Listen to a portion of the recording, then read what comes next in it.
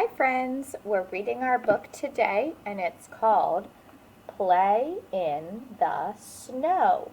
You can pull your book out of your book binder and read along with me or point to your computer screen as I'm reading. Remember to get your reading finger ready and point as you're reading. Play with me.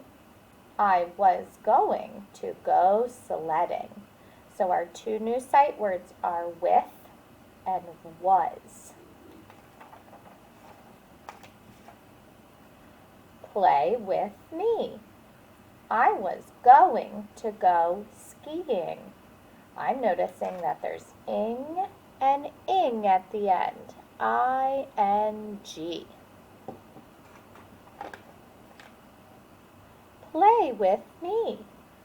I was going to go skating. There's our ing and ing, I-N-G. Play with me. I was going to play in the snow. This page is our question. What can you do in the snow? Here's where you could add a picture of something you like to do in the snow. And you can read it again. You could use your highlighter to highlight our words was and with. You could use a red crayon to circle the punctuation marks at the end of the sentence, just like we do in our classroom.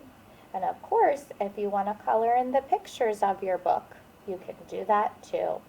All right, friends, have fun reading. Bye.